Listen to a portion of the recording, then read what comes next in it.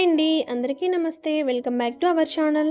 ఈరోజు నేను టేస్టీగా పెసరట్టుని ఎలా చేసుకోవాలో చూపించబోతున్నానండి.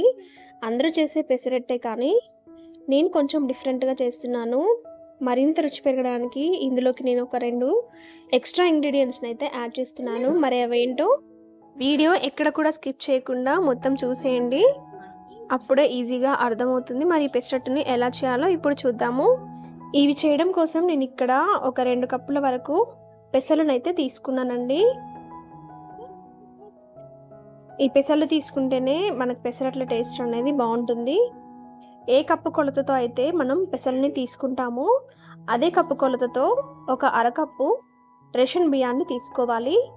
ఇందులో ఇలా కొంచెం రేషన్ బియ్యం వేయడం వల్ల మనకి దోశ అనేది మరీ సాఫ్ట్గా రాకుండా కొంచెం క్రిస్పీగా వస్తుంది. ఇందులోనే అరకప్పు మినపగుండ్లను కూడా తీసుకోవాలి. మినపగుండ్లు వేయడం వల్ల టేస్ట్ మనకి చాలా బాగా వస్తుందండి. ఇవన్నిటిని ఒకసారి బాగా వాష్ చేసుకోవాలి. ఒక 2-3 టైమ్స్ బాగా కడిగేసుకోండి.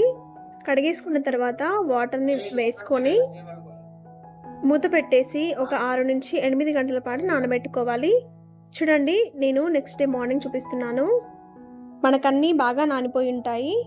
ఇలా నానిపోయిన తర్వాత వీటిని కూడా ఒకసారి బాగా కడిగేసుకోండి. కడిగేసుకున్నాక చూడండి మనకి ఇలా ఉంటాయి.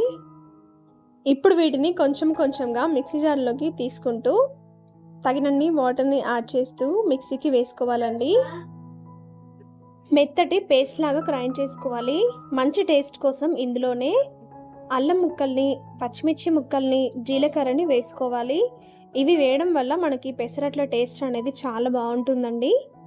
మూత పెట్టేసుకొని మెత్తగా గ్రైండ్ చేసుకోవాలి. దోశ పిండి ఎలాగైతే గ్రైండ్ చేస్తామో అలా గ్రైండ్ చేసుకోవాలి. చూడండి, పలుకు అనేది లేకుండా మనకి ఇలా సాఫ్ట్గా రావాలి. ఇలా గ్రైండ్ చేసుకున్న పిండిని మనం ఒక మిక్సింగ్ బౌల్లోకి తీసుకోవాలి. ఇలాగే అంత పిండిని గ్రైండ్ చేసుకొని మిక్సింగ్ బౌల్లోకి తీసుకోండి. చూడండి, మనకి బ్యాటర్ అనేది దోశ బ్యాటర్ లాగా రావాలి, కానీ ఇక్కడ కొంచెం చిక్కగా ఉంది. దీన్ని కొంచెం పలుచగా చేసుకోవాలండి. అందుకోసం ఇందులోకి కొన్ని వాటర్ని యాడ్ చేయాలి. మరీ దోశ పిండి ఉన్నంత పలుచగా కాకుండా మీడియంగా ఉండాలి. ఇందులోనే రుచికి సరిపడినంత ఉప్పును కూడా యాడ్ చేసుకోవాలి.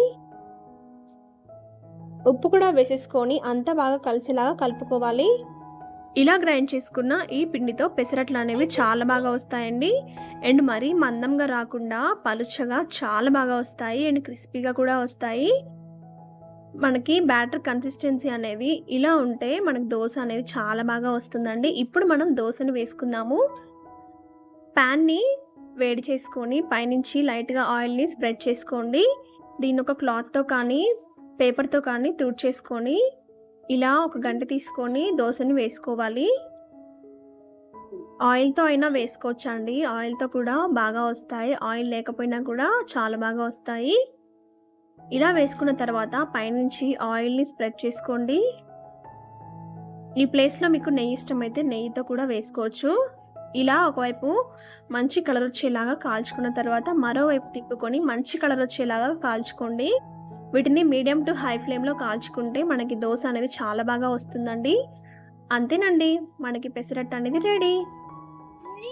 చాలా టేస్టీగా ఉంటాయండి. అండ్ పలుచగా చాలా బాగుంటాయి. వీటిని ఏ చట్నీతో తిన్నా కూడా సూపర్గా ఉంటాయి. తప్పకుండా ట్రై చేయండి. మీరు కూడా ట్రై చేశాక ఎలా వచ్చిందో కామెంట్ చేయండి. రెసిపీ నచ్చితే లైక్ చేయండి. మీ ఫ్రెండ్స్ అండ్ ఫ్యామిలీతో షేర్ చేసి మరిన్ని టేస్టీ అండ్ ఈజీ రెసిపీస్ కోసం మన ఛానల్ని సబ్స్క్రైబ్ చేసుకోండి.